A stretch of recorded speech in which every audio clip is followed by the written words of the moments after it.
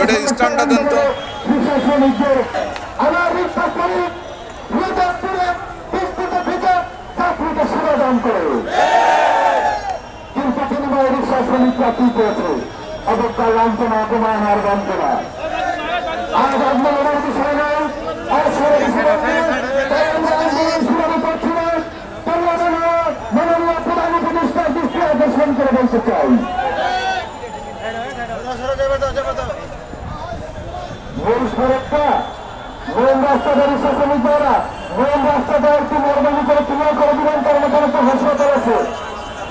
থানার পাশে রাস্তাটা একটু ক্লিয়ার করে দিবেন এবং হাসপাতালের রাস্তাটা একটু ক্লিয়ার করে দিবেন, এটা সকলের কাছে মেরে। যাই হোক, বলতে চাচ্ছিলেন আজকের শ্রমিকদের মাননীয় প্রধান উপদেষ্টার কাছে আজকের আমাদের আখিল আবেদন, 1971 সালে আমরা রিক্সা শ্রমিকরা মুক্তিযুদ্ধ করেছি। ভাষা আন্দোলনে আমরা রিক্সা শ্রমিকরা লড়াই সংগ্রাম করেছি ভাষার জন্য। এই পুজো সংস্কার আন্দোলনে আমরা রিক্সা শ্রমিকরা সশরীরে এবং সমর্পণ দিয়েছি। আজ আমরা রিক্সা শ্রমিকরা আমাদের সন্তানদের লেখাপড়া হয় না, আমরা বৈষম্যের শিকার, আমার সন্তানদের নিরীক্ষিত শিকার। আগামীতে এই দেশে শ্রমিকের সন্তান শ্রমিক হচ্ছে, সুশিক্ষায় শিক্ষিত হয়ে শিক্ষিত হচ্ছে না। তাই আমাদের সন্তানদেরকে শিক্ষার মৌলিক অধিকার দিতে হবে। আমাদের সারা বছর ব্যবসার ব্যবস্থা করে দিলে যাতে আমাদের পরিবার মাননীয় প্রধান উপদেষ্টা আপনার কাছে আমি কিছু চাইতে পারি, কারণ আপনি বর্তমানে সারা বিশ্ব আপনাকে ছিল।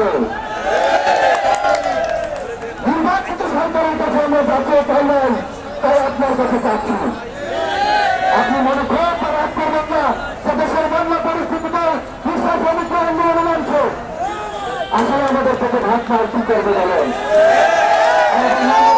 ছিল না, আমরা রিক্সা শ্রমিকরা আমরা রাস্তায় হয়ে গেছি, রাস্তায় ইউনিভার্স চলো, অটোরিক্সা চলো, এই যে আপনার একশোর মধ্যে সাইকেল চলো, তো আমার তো অটোরিক্সা চলো।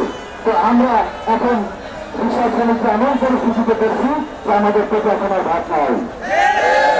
তাই আমাদের বারবার আপিল আবেদন প্রধান উপদেষ্টার কাছে এবং ছাত্র সমাজের কাছে, আগামীতে রিক্সা শ্রমিক সহ বাংলাদেশের সাধারণ শ্রমিকের সন্তান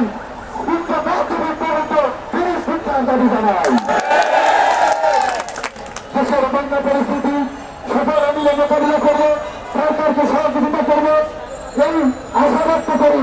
এবং পাশাপাশি বলে যাই, মাননীয় উপদেষ্টা আপনি দেশের বন্যা পরিস্থিতি পরবর্তী সময়ে আমাদের রিক্সা শ্রমিকের দাবিগুলো করে থাকবেন এবং আমাদের রিক্সা শ্রমিকের সন্তানরা যাতে উচ্চ মাধ্যমিক পর্যন্ত শিক্ষার সুযোগ পায়, তাদের কলম হয়তো সবকিছু ফিরে দিতে হবে আমাদেরকে, আমাদের কিছুই নাই। তাই আমরা আমাদের এই দাবিগুলো প্রাণের দাবি, এগুলো আমাদের জীবনের অস্তিত্বের দাবি। আমার বক্তব্য দীর্ঘায় করবো না, ছোট্ট একটি কবিতা আবৃত্তি করে আপনাদেরকে বিদায় জানাবো। কবিতাটির নাম হলো দিনহীন। আমরা দিন, আমরা হীন, আমরা দিত্য প্রতিদিন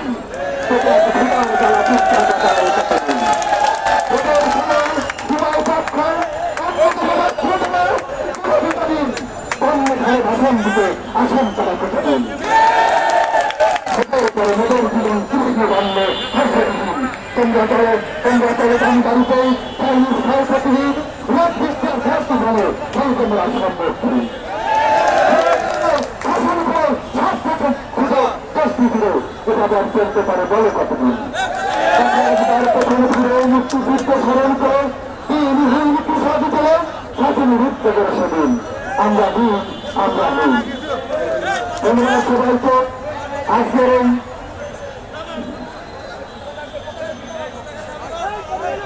সকলকে ধন্যবাদ জানিয়ে আমি আমার বক্তব্য এখানে শেষ করলাম। অসংখ্য ধন্যবাদ। সকল বিশ্বাস অনেক বড়, ভালো থাকবেন। আগামীতে